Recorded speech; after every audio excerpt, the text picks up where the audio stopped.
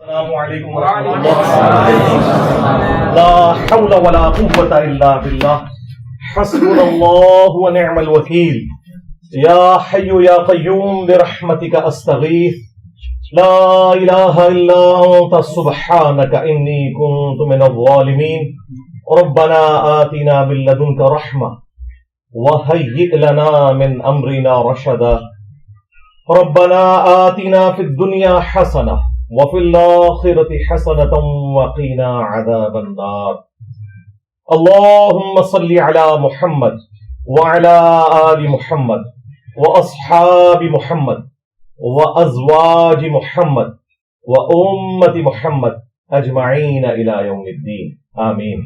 الحمد لله رب العالمين والصلاة والسلام على سيد الأنبياء والمرسلين وعلى آلہ واصحابہ اجمعین الی یوم الدین.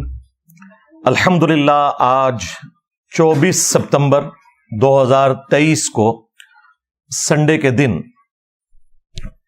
ہمارا یہ پبلک سیشن نمبر 113 منعقد ہونے جا رہا ہے. آپ کے یہ سوالات ریئل ٹائم پرچیوں کی شکل میں میرے پاس آ چکے ہیں. انشاءاللہ کوشش کریں گے کہ انہیں بھی کور کریں چونکہ اب ربیع الاول شریف کا مہینہ شروع ہو چکا ہے. آج 7 ربیع الاول 1445 ہجری ہے. پچھلی سنڈے کو بھی میں نے اسی کانٹیکسٹ میں 12 آیات قرآن حکیم کی ڈسکس کی تھیں جن کو عموماً ہمارا ایک خاص مکتب فکر ڈسکس کرنے کو گستاخی سمجھتا ہے. میں نے اس کی صحیح تشریح بیان کی تھی. آج ارادہ کیا کہ قرآن حکیم سے اللہ کے محبوب سید الاولین والآخرین شفیع المذنبین رحمت للعالمین سیدنا و مولانا امام اعظم محمد رسول اللہ صلی اللہ علیہ وآلہ وسلم کی شان میں جو آیات ہیں انہیں ڈسکس کریں. اب جب میں نے ان کو لسٹ ڈاؤن کرنا شروع کیا تو وہ تو درجنوں میں جا رہی تھیں، لیکن میں چاہ رہا تھا کہ 12 ربیع الاول کی نسبت سے 12 کریٹیکل آیات ہم سلیکٹ کریں ان میں سے، اور پھر انہیں ایک خاص انٹلیکچوئل ترتیب دیں، اور اس کے کانٹیکسٹ میں جو کراس ریفرنس کے طور پر آیات اور احادیث آتی ہیں انہیں میں ڈسکس کروں، جو بھی اس وقت اللہ تعالیٰ میرے ذہن میں ڈال دے انشاءاللہ تعالیٰ. تو وہ 12 آیات ہم نے 12 ربیع الاول شریف کی نسبت سے سلیکٹ کی ہیں. آج انشاءاللہ انہیں ڈسکس کریں گے. دیکھیں، جہاں تک ولادت مصطفیٰ صلی اللہ علیہ وآلہ وسلم کی تاریخ کا معاملہ ہے، as far as books are concerned, خواہ اہل سنت کی کتابیں ہوں یا اہل تشیع کی، دونوں میں 12 ربیع الاول کی ڈیٹ آئی ہے. اہل سنت کے ہاں دلائل النبوہ امام بیہقی کی کتاب ہے، اس میں سٹارٹ ہی میں نبی صلی اللہ علیہ وآلہ وسلم سے متعلق ایک چیپٹر موجود ہے آپ کی ولادت مبارکہ سے متعلق. اس میں واضح لکھا ہے کہ نبی صلی اللہ علیہ وآلہ وسلم عام الفیل والے سال، یعنی جس سال ابراہ کے لشکر کو برباد کیا گیا تھا، اس سال کو اللہ نے یادگار بھی بنانا تھا. ادروائز اس کے بعد کعبہ شریف پہ کئی دفعہ حملے ہوئے، کوئی حفاظت نہیں ہوئی. اس سال کو اللہ تعالیٰ نے یادگار بنانا تھا. پیر کے دن 12 ربیع الاول کو صبح سحری کے وقت آپ صلی اللہ علیہ وآلہ وسلم کی پیدائش ہوئی. اہل تشیع کے ہاں جو صحیح بخاری کے لیول کی ان کی حدیث کی کتاب ہے وہ اصول الکافی ہے. اس میں بھی 110 نمبر جو چیپٹر ہے وہ ولادت مصطفیٰ صلی اللہ علیہ وآلہ وسلم سے متعلق ہے. اس میں بھی یہی لکھا ہے کہ نبی صلی اللہ علیہ وآلہ وسلم عام الفیل والے سال 12 ربیع الاول کو پیدا ہوئے، لیکن پریکٹیکلی شیعہ 17 ربیع الاول کو مناتے ہیں. امام خمینی نے اس جھگڑے کو ختم کرنے کے لیے وہ پورے کا پورا ویک ہی ایران میں ربیع الاول سے ریلیٹڈ ولادت مصطفیٰ صلی اللہ علیہ وآلہ وسلم کے کانٹیکسٹ میں ڈکلیئر کر دیا ہے تاکہ یہ 12 اور 17 کا جھگڑا نہ ہو. ادروائز کتابیں تو 12 ربیع الاول بتاتی ہیں. اہل حدیث نے، دیوبند نے اس ایشو کو ڈائلیوٹ کرنے کے لیے 9 ربیع الاول کی ایک پخ چھوڑ دی، حالانکہ انہیں بھی پتا تھا کہ کتاب میں کیا لکھا ہے. خود احمد بریلوی صاحب جن کے اوپر پورا مکتب کھڑا ہے، انہوں نے فتاوی رضویہ میں 8 ربیع الاول لکھی ہے. تو یہ بریلویوں سے ذرا پوچھیں، یہ جو 12 ربیع الاول آپ منا رہے ہیں، آپ کے اعلیٰ حضرت تو اسے 8 ربیع الاول لکھ کے گئے ہیں، اور پھر انہوں نے لکھا چونکہ اب 12 چل پڑی ہے اس لیے میں اس میں کوئی اختلاف نہیں کرتا، چلنے دیں اس کو اس طرح. اچھا، اس سے بھی بڑھ کر ان کے اعلیٰ حضرت کے بھی جو اعلیٰ حضرت ہیں، جن کے اوپر پورے کا پورا تصوف کا سلسلہ قادریہ کھڑا ہے، شیخ عبد القادر جیلانی المتوفی 561 ہجری، انہوں نے غنیت الطالبین میں 10 محرم لکھ دی ہوئی ہے. اچھا، بڑا اچھا ہوا ہے یہ لکھ دیا انہوں نے. اب ان کو ہاتھ پاؤں پڑ گئے جب سے میں نے یہ ڈیٹ نکالی. وہ کہتے ہیں نہیں، انہوں نے تو صرف نقل کیا ہے علماء کا قول. بھائی تمہارے بابے تو دین سکھانے آئے تھے، وہ اوٹ پٹانگ چیزیں نقل کر کے امت کو یہ کچھ بتا کے گئے. یعنی ہم قرآن و سنت کی روشنی میں جو کمزور چیزیں ہیں، جو صحیح چیزیں ہیں، ان کو ڈسٹنگوش کر کے پبلک کے سامنے رکھتے ہیں کہ بھائی یہ صحیح بات ہے. تو وہاں پہ ان کو پھر بتانا چاہیے تھا نا کہ 12 ربیع الاول بھی کوئی ڈیٹ ہے. انہوں نے 10 محرم الحرام کی ڈیٹ کو نقل کیا، ظاہر ہے علماء سے نقل کیا، اسے انڈورس کیا، اس کی مخالفت کے لیے نقل نہیں کیا. ہمارا صرف معصومانہ سوال ہے، آپ کا تو بابوں کے بارے میں عقیدہ ہے کہ وہ دل کے حال جانتے ہیں، وہ فنا فی الرسول ہوتے ہیں، وہ فنا فی شیخ ہوتے ہیں، اور فنا فی اللہ ہوتے ہیں. پتہ نہیں کیا کیا ٹرمز انہوں نے ڈیوائز کیے ہیں تصوف میں. اور جو باباؤں کے بابا ہیں آپ کے شیخ عبد القادر جیلانی، جنہیں آپ اولیاء کا سردار کہتے ہیں، ان کو تو اپنے نبی کی تاریخ پیدائش ہی نہیں پتا، اگے کے کم ٹرنا ہے. جو کہ ہمارے ہر سٹوڈنٹ کو ہم نے دلائل النبوہ کا حوالہ بتا دیا ہے، امام بیہقی کی کتاب کا. اور یہ حدیث کی کتاب شیخ عبد القادر جیلانی رحمت اللہ علیہ کی پیدائش سے پہلے لکھی ہوئی تھی، لیکن وہ بیچارے اس تک نہیں پہنچ سکے. ان کو تو ضرورت بھی نہیں تھی، وہ تو علم غیب جانتے ہیں بقول ان کے، تو انہیں تو پتہ ہی نہیں چلا. انہوں نے تو مہینہ بھی غلط لکھ دیا، 10 محرم کا دن لکھ دیا. یہ چیزیں میں ساتھ ساتھ اس لیے بتاتا ہوں تاکہ آپ کا دماغ اس حوالے سے کھلے. باقی جو ربیع الاول شریف کے حوالے سے سیلیبریشنز ہیں آج کل جو پوری دنیا میں مروجہ ہیں، ان کا ثبوت پہلے 600-650 سال تک نہیں ملتا. یہ 7ویں صدی ہجری کے اندر ایک مملوک سلطنت جو ایوبی ڈائنسٹی میں سے تھی، جنہوں نے پہلی دفعہ منگولوں کو شکست دی تھی اور تاتاریوں کا فتنہ ختم ہونا شروع ہوا، انہی میں ایک شخصیت تھی ملک المظفر. 630 ہجری میں یہ فوت ہوئے بمطابق 1233 عیسوی. یعنی آپ سمجھ لیں آج سے آلموسٹ 800 سال پہلے. آج 1445 ہجری چل رہا ہے. انہوں نے علماء کو جمع کر کے 12 ربیع الاول کے موقع پر کوئی کھانا شانا کھلایا تو علماء تو پھر پکے ہو گئے. انہوں نے کہا سرکار پچھلے سال کھوایا سی، اس سال بھی کھواؤ. کرتے کرتے کرتے پھر اس ٹائم کتابیں لوگوں نے لکھنی شروع کر دی کہ جی میلاد منانا تو بڑے ثواب کا کام ہے، اور بلکہ یہ جو ہمارے بادشاہ نے شروع کیا ہے یہ تو ایک صدقہ جاریہ ہے ان کے لیے. ان کو یہ بھی خیال نہیں آیا کہ 800 سال تک جو ان سے بڑے عاشقان رسول تھے، ان کے دماغ میں یہ بات کیوں نہیں آئی کہ آپ نے ربیع الاول کو اس طریقے سے سیلیبریٹ کرنا ہے. جہاں تک ربیع الاول کے مہینے میں نبی صلی اللہ علیہ وآلہ وسلم کی شخصیت کو ڈسکس کرنا ہے، اس کے اوپر تو اجماع امت ہے، اس سے کسی کو انکار نہیں ہے. لیکن یہ جھنڈیاں لگا کے، سبیلیں لگا کے، اور اس کو ایک پراپر شکل دینا ہے ایک ایونٹ کی، اس طرح تو کبھی نہیں ہوا. میں خلفائے ثلاثہ کی بات نہیں کرتا، ہو سکتا ہے کہ یہ کہیں کہ ان کے زمانے تک حدیثیں شاید ان تک نہیں پہنچی تھی، لیکن جو چوتھے خلیفہ تھے سیدنا علی ابن ابی طالب، وہ 5 سال تک کوفے میں رہے ہیں. تینوں خلفاء کے ساتھ ان کا وقت گزرا ہے. کوئی ہمیں ضعیف نہیں، کوئی جھوٹی روایتی دکھا دیں ان کی طرف منسوب کہ انہوں نے کبھی کوفے کے اندر میلاد کا جلوس نکالا ہو. حالانکہ یہ پاسبل تھا، جھنڈیاں اس زمانے میں بھی کپڑے کی بنتی تھی، لیکن وہ جنگوں میں جھنڈوں کے لیے.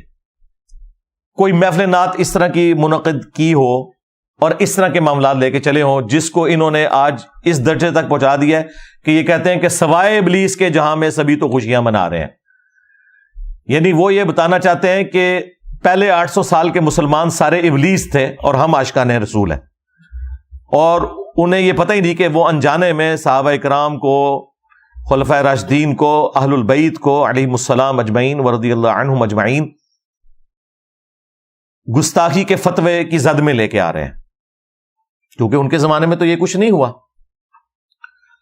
پھر اس کو جو ترویج ملی ہے نا زیادہ، وہ آٹومان امپائر جو تھی سلطنت عثمانیہ، 1588 عیسوی کے اندر، آج چل رہا ہے 24 ستمبر 2023، 1588 عیسوی میں جو سلطنت عثمانیہ تھی انہوں نے اپنی امپائر کے اندر آفیشلی 12 ربیع الاول کی چھٹی ڈکلیئر کر دی، یعنی پھر پراپرلی اس پورے مسئلے کو گود لے لیا انہوں نے، اور پھر وہ سارے کا سارا سلسلہ چلتا رہا۔ یہی وجہ ہے کہ آپ کو ہمارے بریلوی علماء کہتے نظر آئیں گے کہ جی یہ وہابیوں کے آنے سے پہلے تو وہاں میلاد کے جلوس نکلتے تھے مکہ مدینے میں۔ جناب وہ جو نکلتے تھے مکہ مدینے میں جلسے جلوس، وہ 400 سال پہلے ہی سٹارٹ ہوئے تھے، اور جو پہلے 800 سال کے مسلمان ہیں جو جلسے جلوس نہیں نکالتے تھے، ان کے بارے میں آپ کا کیا عقیدہ ہے؟ یہ کہتے ہیں نہیں پرانے بزرگوں کو نہیں مانتے۔ سرکار پرانوں کے نہیں، درمیانوں کو نہیں مانتے۔ پرانے تو ہیں صحابہ کرام، خلفائے راشدین، اہل البیت علیہم السلام، تابعین، تبع تابعین۔ تمہارے بزرگ آئے 800 سال بعد اور امت کو ایک تحفہ دے کے چلے جائیں تو وہ پرانے کہاں سے ہو گئے؟ 800 سال بعد تو ہم بھی پرانے ہو چکے ہوں گے جی۔ پرانے بزرگ پرانے نہیں سرکار، درمیانے، پرانے تو ہے ہی نہیں ہیں۔ اور اسی صدی کے اندر، 7ویں صدی ہجری کے اندر، ایک اور بادشاہ آیا، ملک المنصور قلاوون۔ اس نے 678 ہجری کے اندر، آج سے 800 سال پہلے، کوئی منت مانی تھی، اس نے پکڑ کے گنبد خضرا رکھ دیا نبی صلی اللہ علیہ وآلہ وسلم کی قبر اطہر کے اوپر۔ اس ٹائم یہ گرین کلر کا نہیں تھا، وہ وائٹ کلر کا ہوتا تھا۔ اس کو گرین کلر ہوئے بمشکل 200 سال ہوئے ہیں۔ 1837 عیسوی میں، آج سے آلموسٹ 200 سال پہلے، سلطنت عثمانیہ کے لوگوں نے اس کا کلر گرین کیا۔ پہلے یہ وائٹ تھا، اور یہ گنبد بھی نبی علیہ السلام کی وفات کے 650 سال بعد رکھا گیا۔ یہ 7ویں صدی ہجری مسلمانوں کے لیے ایک سمجھ لیں 2 بڑی بدعتیں جو انہوں نے جاری کی امت کے اندر۔ اور بدعت میں اس لیے کہہ رہا ہوں کہ اس کی بنیاد کے اوپر انہوں نے باقیوں کو گستاخ کہا، اور یہ دونوں کام کیے سنیوں نے۔ میں نے اپنی کسی پرانی ویڈیو میں یہ بیان کیا تھا کہ یہ جو گنبد ہے یہ شیعہ حاکم نے رکھا تھا، تو اس پہ پھر میں نے اسی وقت رجوع ریکارڈ کروایا تھا کہ وہ شیعہ حاکم نہیں تھا، وہ بھی یہ ایوبی ڈائنسٹی کا ہی مملوک امپائر کا ایمپرر تھا، ملک المنصور۔ یہ دونوں کام سنیوں نے کیے میں۔ مروجہ میلاد کا سلسلہ شروع کرنا، اب شیعہ نے بھی ادھار لے لیے وہ سنیوں سے، وہ بھی کر رہے ہیں۔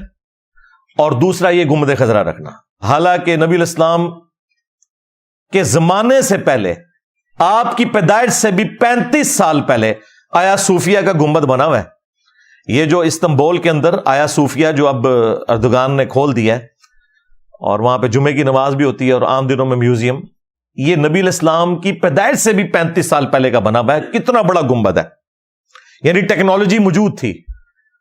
حضرت عمر کے دور میں آج کے اربوں ڈالرز جزیہ ملتا تھا رومن امپائر سے مسلمانوں کو، وہ تو سونے کا گنبد بنا کے قبر رسول پہ رکھ سکتے تھے۔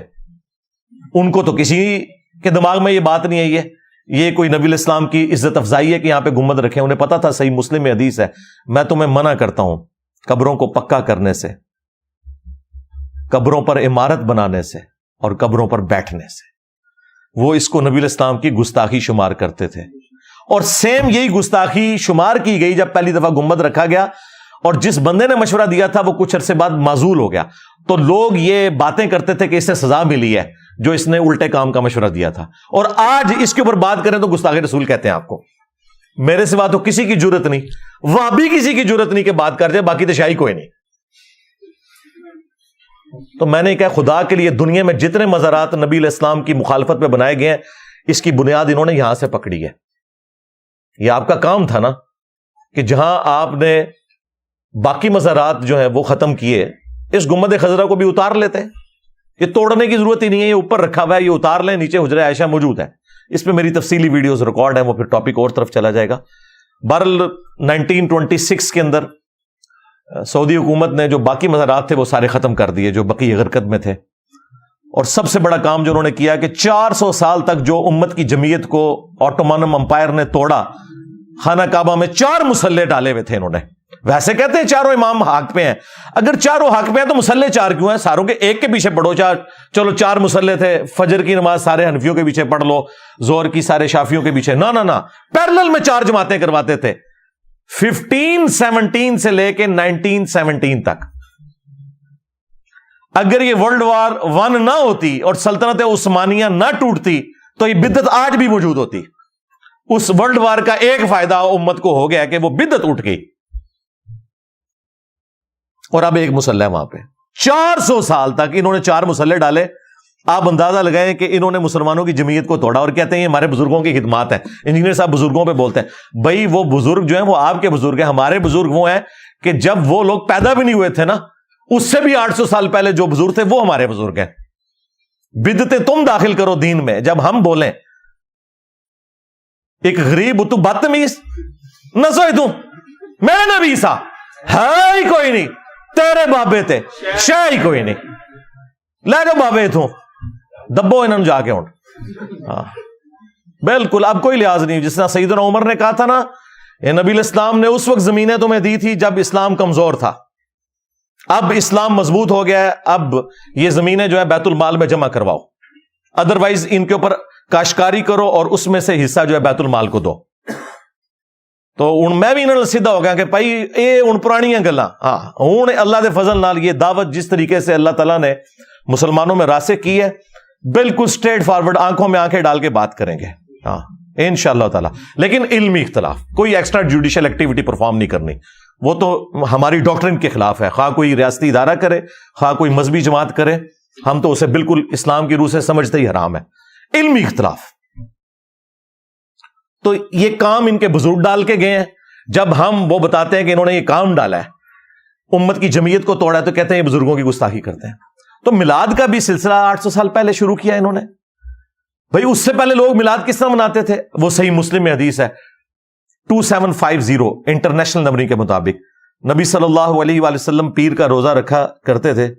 پوچھا کہ آپ کیوں رکھتے ہیں؟ تو فرمایا فیہ ولدت وفیہ انزل علیہ، اس دن میں پیدا ہوا اور اسی دن مجھ پر پہلی دفعہ وحی نازل ہوئی. تو نبی صلی اللہ علیہ وآلہ وسلم جشن قرآن اور جشن ولادت مصطفیٰ صلی اللہ علیہ وآلہ وسلم ہر سال نہیں، ہر مہینے نہیں، ہر ہفتے منایا کرتے تھے پیر کا روزہ رکھ کے. اور انہوں نے لنگر چک کے رکھا ہوتا ہے. نبی علیہ السلام روزہ رکھتے تھے، یہ لنگر نو دب کے رکھتے ہیں. ہاں باپا جانی نے وہ 12 ربیع الاول کا روزہ شروع کروایا، الیاس قادری صاحب نے. وہ بھی 12 ربیع الاول کا روزہ نہیں ہونا چاہیے، منڈے کا روزہ. تو وہ تو ہر ہفتے ہی رکھا جائے، اچھی بات ہے. چلیں ربیع الاول میں ہی رکھ لیں ولادت کی خوشی منانے کے لیے. تو یہ ہے آفیشل طریقہ.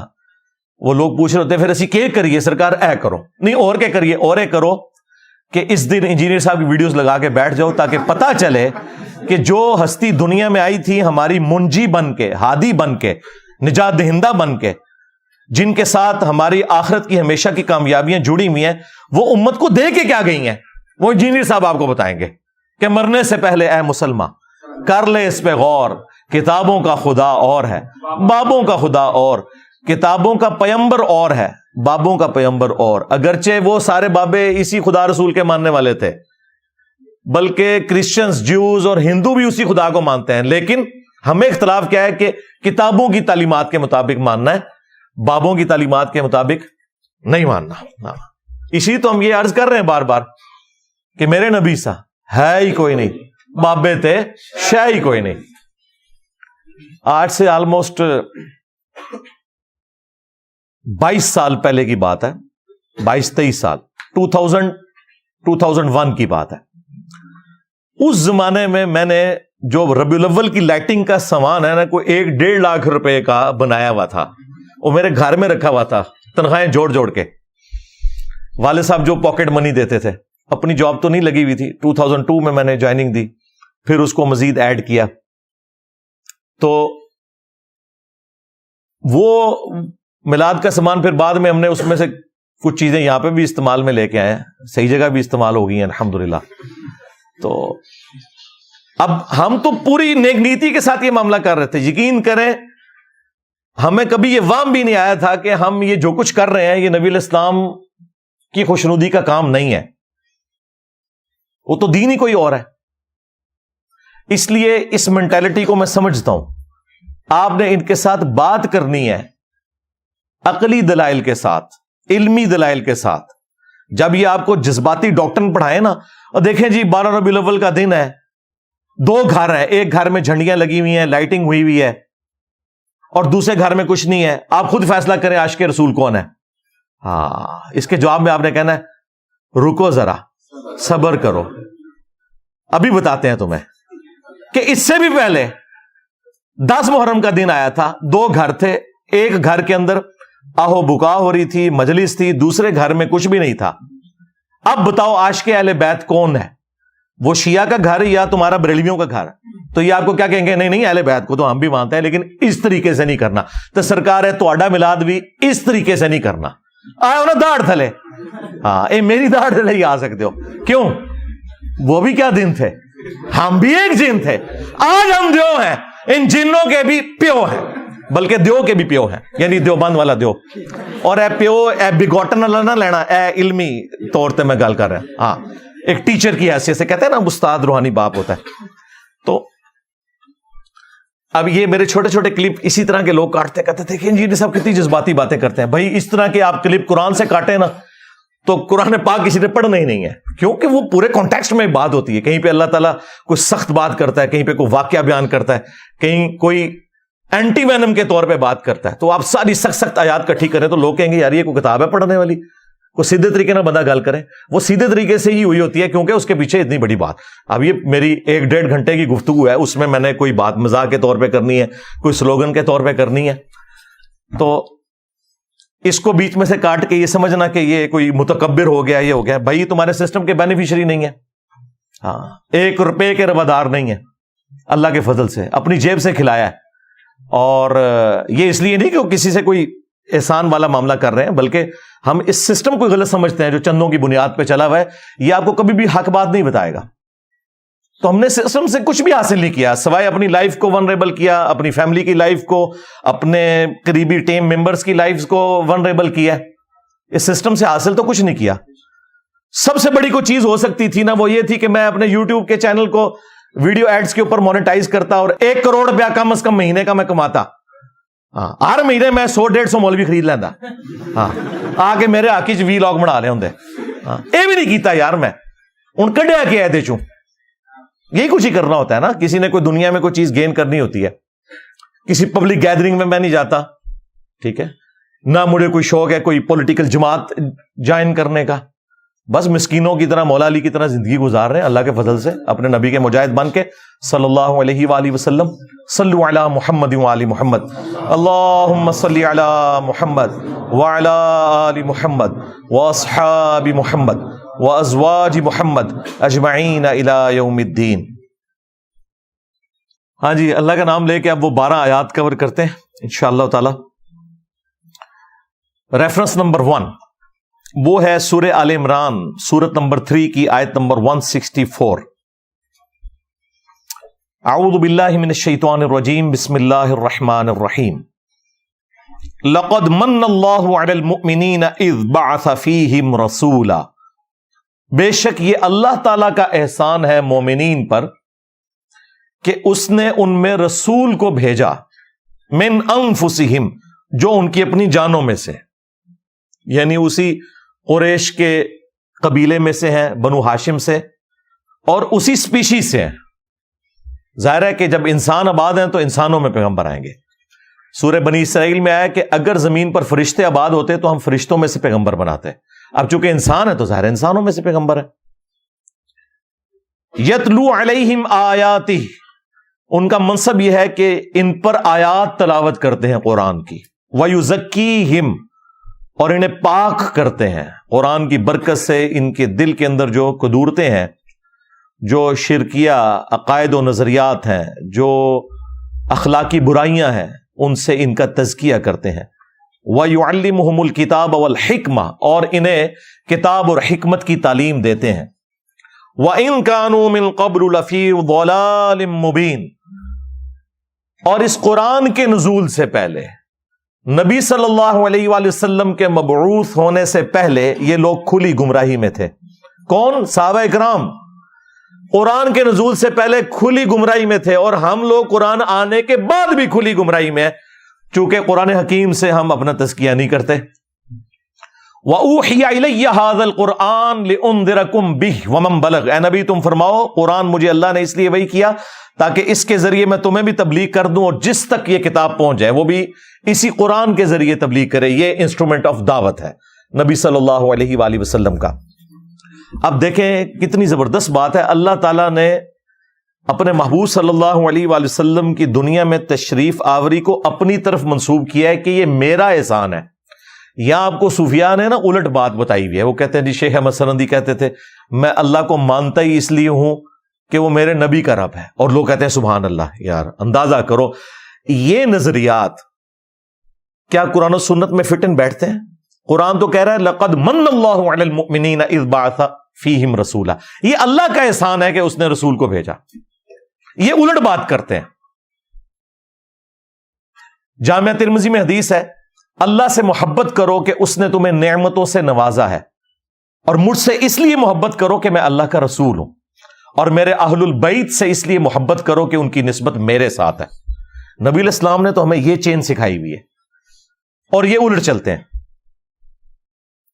یقیناً نبی علیہ السلام دنیا پہ اللہ تعالیٰ کا احسان ہے، اور قرآن میں اللہ تعالیٰ نے اسپیسیفکلی قرآن کے حوالے سے فرمایا، اور ظاہر ہے کہ اسے ایکسٹراپولیٹ آپ کر سکتے ہیں.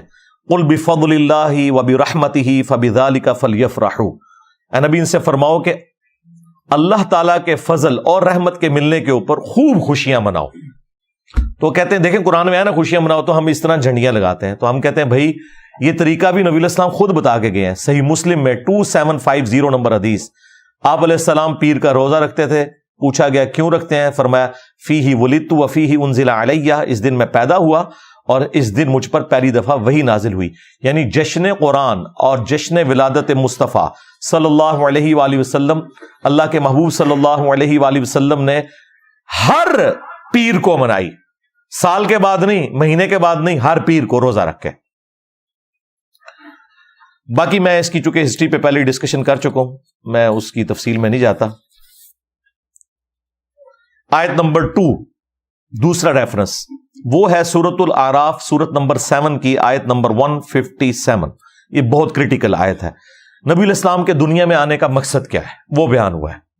اس سے زیادہ اہم چیز تو کوئی نہیں ہو سکتی. اللہ تعالیٰ نے جو آخرت میں کامیاب ہونے والے اہل ایمان ہیں نا، ان کی نشانیاں بتاتے ہوئے اسپیسیفکلی نبی علیہ السلام کے مبارک زمانے میں جو دوسرے ادیان کے ماننے والے لوگ تھے ان کو بھی اس حوالے سے گائیڈ لائنز دیں، اور مسلمانوں کو بھی، کہ کامیابی کن لوگوں کا مقدر ہونے والی ہے. الذین یتبعون الرسول النبی الامی، وہ لوگ جو کہ پیروی کرتے ہیں نبی امی کی. یہ امی کی نسبت ام القری مکے کی طرف بھی ہو سکتی ہے، اور امی کی نسبت نبی علیہ السلام کی اس صفت کی طرف بھی ہے کہ آپ علیہ السلام لکھنا پڑھنا نہیں جانتے تھے، اور یہ آپ کا معجزہ تھا. کیونکہ سورۃ العنکبوت میں آیا ہے کہ اس قرآن کے نزول سے پہلے نہ تو آپ کتاب سے کوئی چیز پڑھ سکتے تھے اور نہ اپنے دائیں ہاتھ سے لکھ سکتے تھے، ورنہ کافروں کو یہ چیز شک میں مبتلا کر دیتی کہ کتاب آپ نے خود لکھ لی ہے. یہ آپ علیہ السلام کے کیس میں معجزہ تھا. ہاں، شاعر ہونا ڈاکٹر اقبال کی خوبی ہے، لیکن نبی کے لیے شاعر ہونا خوبی نہیں ہے. وما علمناہ الشعر وما ينبغی لہ، ہم نے ان کو شعر کہنا نہیں سکھایا، اور نہ یہ ان کی شان کے لائق ہے. تو نبی علیہ السلام کا پڑھا لکھا نہ ہونا یہ آپ کی شان کے لائق تھا. یہ کوئی نعوذ باللہ جہالت نہیں ہے یا ان پڑھ ہونا نہیں ہے.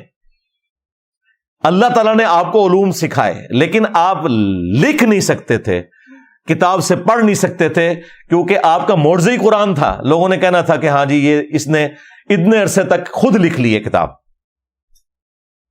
یہ اس کے پیچھے حکمت تھی. تو نبی امی کی پیروی کرتے ہیں.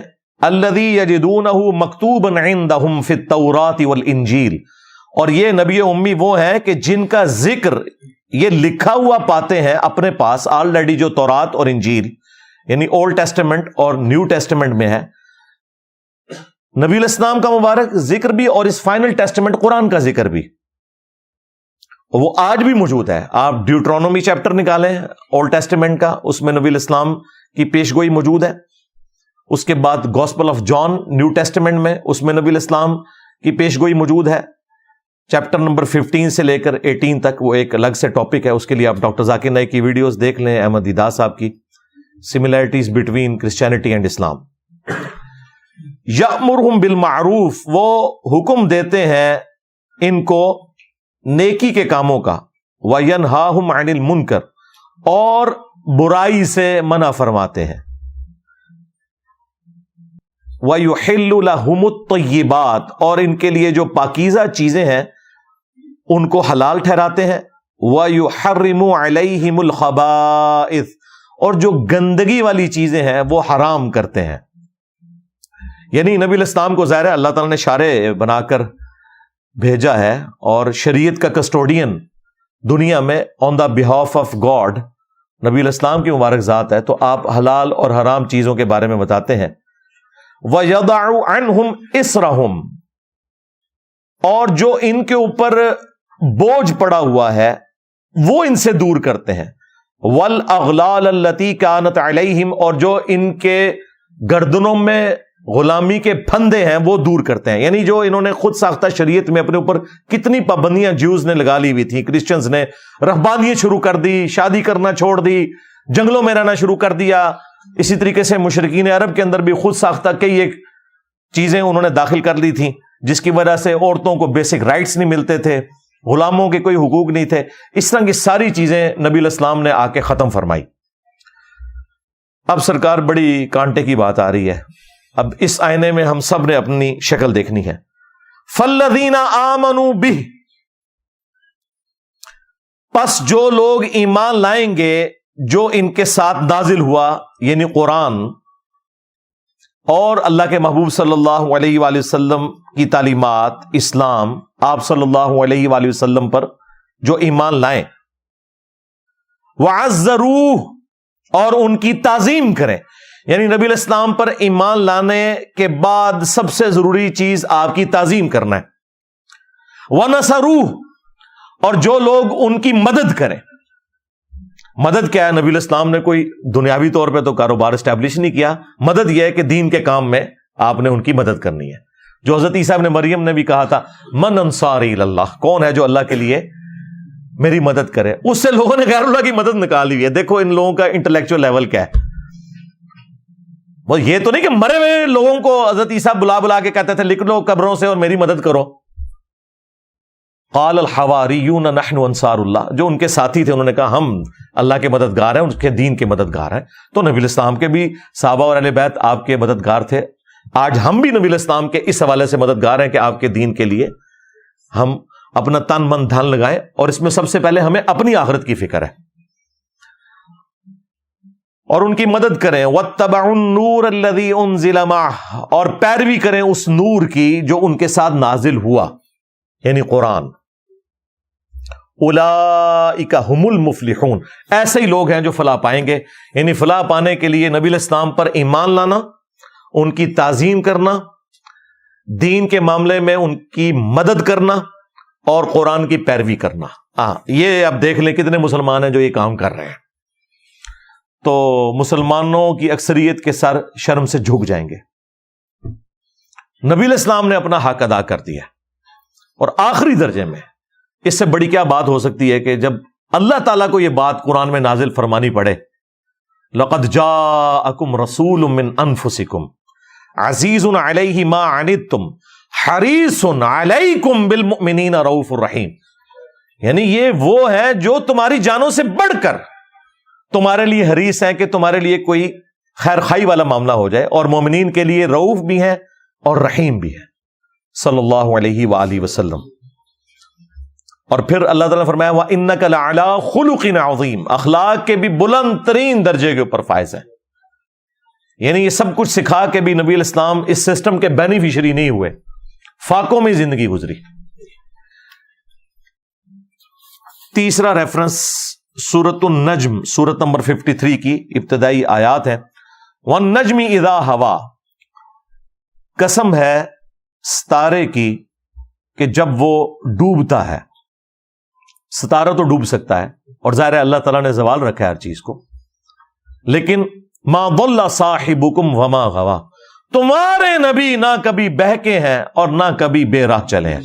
ستارہ تو ڈوب سکتا ہے اور قسم ہے وہ ہماری قدرت کی نشانی ہے، لیکن یہ جو ہستی تمہارے پاس آئی ہیں ما ضل صاحبکم وما غوا، نہ کبھی گمراہ ہوئے ہیں اور نہ کبھی بے راہ چلے ہیں. لہذا وہ جو آیت ہے نا ووجدک ضالا فہدا، اے نبی ہم نے تمہیں اپنی محبت میں خود رفتہ پایا تو ہدایت کے اعلیٰ ترین درجے پر پہنچا دیا. یہ اعلیٰ حضرت کا ترجمہ بالکل ٹھیک ہے. یہ جو وہابیوں نے ترجمہ کیا دیوبند اور اہل حدیث نے، وہ بالکل گستاخانہ ترجمہ ہے. نبی کے کیس میں جب یہ لفظ آئے گا نا ضال، تو اس میں محبت میں خود رفتہ پانا. اب کوئی پوچھ سکتا ہے اس کا اسلوب کیا ہے؟ قرآن میں ہی موجود ہے. حضرت یوسف علیہ السلام کے بھائیوں نے جو کہ صحابہ تھے اپنے والد کے یعقوب علیہ السلام کے، اپنے ابا جان کے بارے میں کہا ان ابانا لفی ضلال مبین، بے شک ہمارے ابا جان تو یوسف کی محبت میں ڈوب چکے ہیں. حالانکہ وہاں وہی لفظ ضلال آیا ہوا ہے، لیکن وہاں کیا وہ یہ تو نہیں کہہ رہے تھے ہمارے ابا جان گمراہ ہو چکے ہیں، نہیں، محبت میں ڈوب چکے ہیں. ووجدک ضالا فہدا، اے نبی ہم نے آپ کو اپنی محبت میں خود رفتہ پایا تو آپ کو ہدایت کے بلند ترین مرتبے پر پہنچا دیا. ڈیٹم لیول کی ہدایت تو آپ کی پیدائش سے لے کر وفات تک ہے. ہر ایک پیغمبر اللہ تعالیٰ کی حفاظت میں ہوتا ہے پیدائش سے لے کر وفات تک، لیکن اعلیٰ درجے کی جو ہدایت ہے وہ اللہ تعالیٰ وحی کے ذریعے اسے عطا فرماتا ہے. وما ينطق عن الهوى، اور یہ اپنی خواہش نفس سے کچھ نہیں کہتے.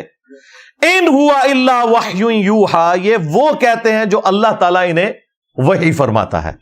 یعنی نبی علیہ السلام کی شان ہے، اسی لیے تو ہم کہتے ہیں بھائی امام اس کو مانو جس کی قبر مدینے میں ہے صلی اللہ علیہ وآلہ وسلم، کہ جو نہ کبھی گمراہ ہوئے نہ کبھی بے راہ چلے اور اپنی خواہش سے کچھ نہیں کہتے بلکہ اللہ کی وحی کی تائید کے ساتھ بولتے ہیں.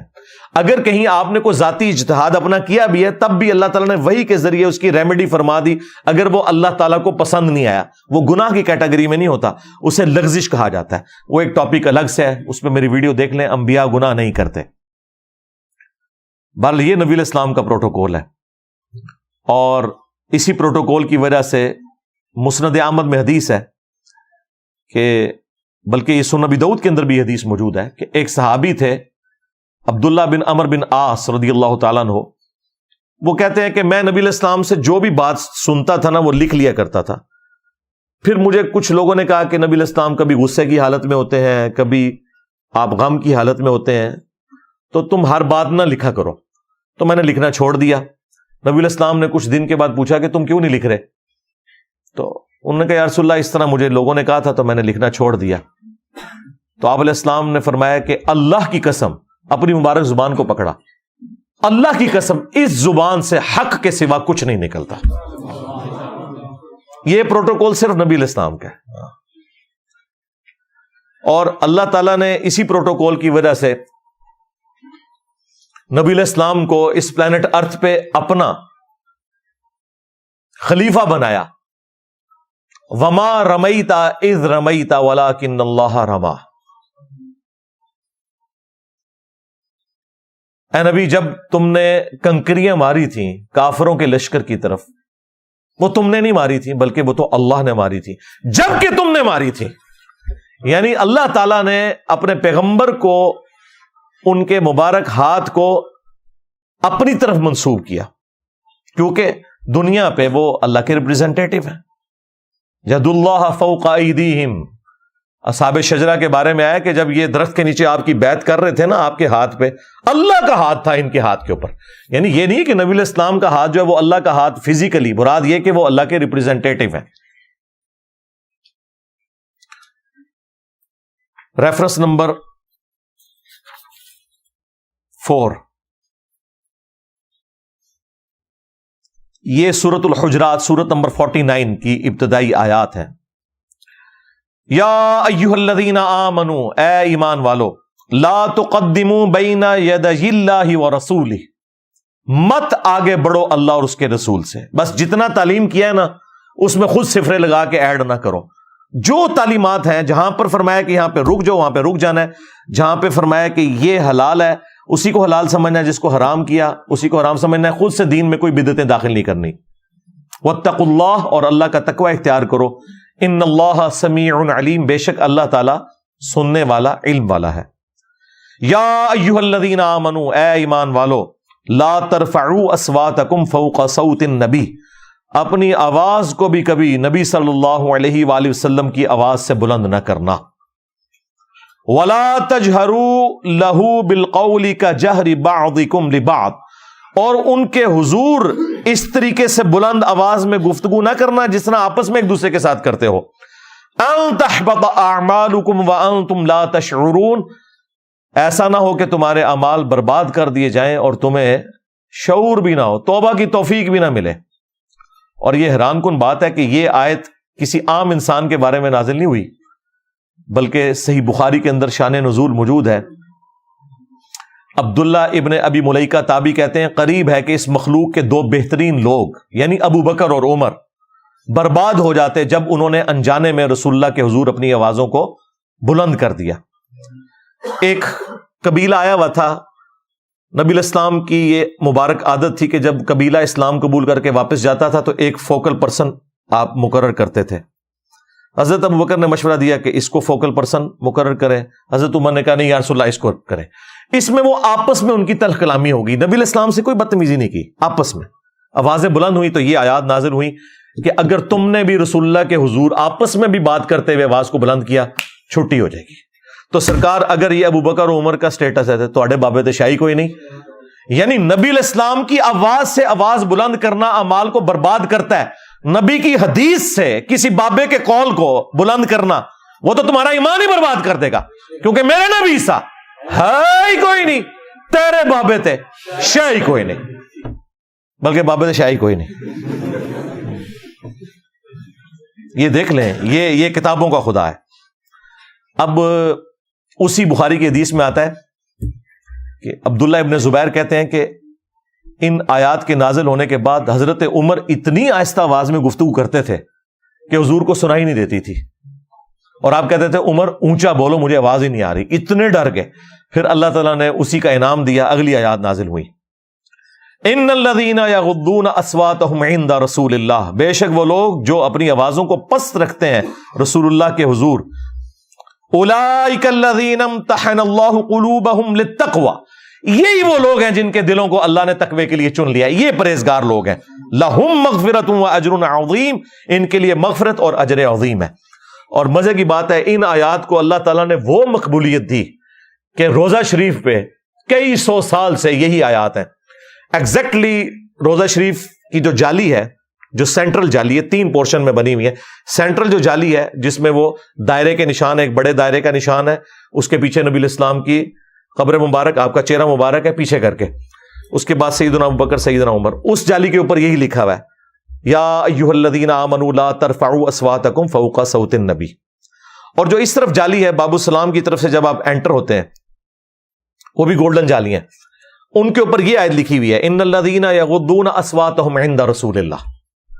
اور جو باب جبریل کی طرف تیسری جالیاں آتی ہیں جب آپ سلام عرض کر کے آگے چلتے ہیں تو ان کے اوپر پھر وہ آیت لکھی ہے ما کان محمد ابا احد من رجالکم ولکن رسول اللہ وخاتم النبیین. تو میرے بھائی یہ بڑا سینسٹیو ایشو ہے. یہاں تو لوگ کہتے ہیں جی خیر ہے حدیث, بلکہ وہ تو ایک مفتی کہتا ہے جی یہ ہمیں بار بار نہ بتایا کرو حدیث میں آیا ہے, حدیث میں آیا کہ دسیے تنو فتاوی عالمگیری چ آیا ہے, قدوری شریف ہی آیا ہے کہ کتے نال منہ کالا کر لو تے کھوتے نال منہ کالا کر لو تے اے ہوندا ہے, اے دسیے تنو ہمیں نہ حدیثیں سنایا کرو. سورۃ النساء کی آیت نمبر 65 میں اللہ تعالیٰ نے فرمایا ہے کہ اے نبی تیرے رب ہونے کی قسم یہ مومن ہی نہیں ہو سکتے جب تک کہ ہر معاملے میں آپ کو اپنا حاکم نہ مان لیں, اور جب آپ فیصلہ کر دیں تو اپنے دل میں بھی اس کے بارے میں کوئی کجی محسوس نہ کریں, تب یہ مومن ہوں گے. اب ان کو نہیں ہضم ہوتا, یعنی نبی الاسلام کی ہم حدیث بتاتے ہیں ان کو فوراً خیال آتا ہے کہ اچھا یہ اگر حدیث میں لکھا ہوا ہے تو بابا جی انہوں نے سی پتا, وہ پھر ہے کیوں کر کے گئے, وہ تھوڑے بابے تھے کلمے پڑھا کے گئے جی اپنے نامہ دے, चिश्ती रसूलुल्लाह पार्टी, अशरफ थानवी रसूलुल्लाह पार्टी, जिनको कलमे समझ नहीं आए हैं, उनको अगर कुरान और हदीस समझ नहीं आए तो वो छोटी बात है, इतनी काफी है। रेफरेंस नंबर 5, सूरह अल इमरान सूरत नंबर 3 की मशहूर आयत। ये मिलाद के जलसों में आपको अक्सर सुनने को मिलती है, लेकिन क्लास की आयत है, कमाल आयत है। कुल इन कुंतुम तुहिब्बून अल्लाह फत्तबिऊनी युहिब्बुकुमुल्लाह। ऐ नबी, इनसे फरमा दो कि अगर तुम अल्लाह से मोहब्बत का दावा रखते हो, फिर मेरी यानी नबी की इत्तबा करनी होगी। इताअत नहीं, सिर्फ इत्तबा। इत्तबा कहते हैं दिल के साथ किसी की बात को मानना। एक तो है ना कि मान लेना हुक्म है, मजबूरी है, अंदर से मानना मोहब्बत रखते हुए उस शख्सियत के साथ, इसे कहते हैं इत्तबा। युहिब्बुकुमुल्लाह, और अगर ऐसा करोगे फिर अल्लाह तुमसे मोहब्बत करेगा। असल चीज तो यह है, तुम तो वैसे ही दावा करते रहो, वन वे ट्रैफिक चढ़ाते रहो अपने इश्क मोहब्बत की। अगर अल्लाह की मोहब्बत तुम्हें चाहिए ना, फिर नबी की इत्तबा करनी होगी। वयगफिर लकुम ज़ुनूबकुम, फिर वो तुम्हें मुआफ भी कर देगा, तुम्हारे गुनाहों को बख्श भी देगा। वल्लाहु गफूरुर रहीम, और अल्लाह ताला बख्शने वाला, रहम फरमाने वाला है। कुल अतीउल्लाह वर रसूल, ए नबी इनसे फरमाओ इताअत करो, हुक्म मानो अल्लाह का और उसके रसूल का। फ़इन तवल्लऊ, और अगर ये रूगर्दानी करें, फ़इन्नल्लाह ला युहिब्बुल काफिरीन, तो अल्लाह ताला को काफिरों से कोई मोहब्बत नहीं, सीधा काफिर। लेकिन पाकिस्तान के शनाख्ती कार्ड में मुसलमान ही, बेफिक्र हो, कोई मसला नहीं। हाँ, अल्लाह के नजदीक काफिर ना, इतने मुसलमान हो, जनाजा भी पढ़ांगे, हाँ इंशाअल्लाह ताला, कब्र भी बनावांगे, सब कुछ करांगे। हाँ, अल्लाह के हुजूर अगर नाफरमानी के साथ मौत आई है तो अल्लाह के हुजूर तो फिर यही है। और इसी को स्पोर्टिव सूरह निसा में वो आयत है, मैं युतीर रसूला फकद अता अल्लाह, जिसने रसूल का हुक्म माना उसने अल्लाह का हुक्म माना। कहते हैं जी कुरान काफी है, सुन्नत का कहां लिखा हुआ है? जी सुन्नत का लिखा हुआ है ना, जिसने रसूल का हुक्म माना उसने अल्लाह का हुक्म माना। सुन्नत को मानना कुरान ही को मानना है, कुरान ही ने हमारी रहनुमाई की है सुन्नत की तरफ, और सुन्नत ही का रिटन रिकॉर्ड है अहादीस की शक्ल में। रेफरेंस नंबर 6, ये मैंने तरतीब बड़ी इंटेलेक्चुअल रखी है, ये नहीं है कि मैंने एम रैंडमली दर्जनों आयात में से ये 12 मैंने सेलेक्ट की, उनको भी फिर मैंने कई घंटे लगा के एक इंटेलेक्चुअल तरतीब बने ताकि मुकदमा पहुंचे रबीउल अव्वल शरीफ के इस महीने में कि हमारे नबी इस्लाम की बेइज्जत का मकसद क्या है। सूरतुल अहज़ाब की आयत नंबर 45 और 46, सूरत नंबर 33, या अय्युहन नबिय्यु इन्ना अरसलनाका शाहिदन व मुबश्शिरन व नज़ीरा।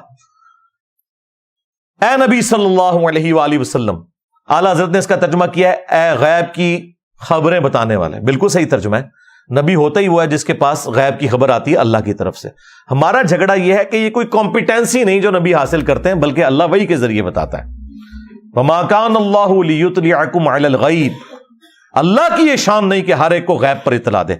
वलाकिन्नल्लाह यजतबी मिन रुसुलिही मन यशा, बल्कि अल्लाह अपने रसूलों में से जिसे चाहता है उसे गैब की खबर देता है।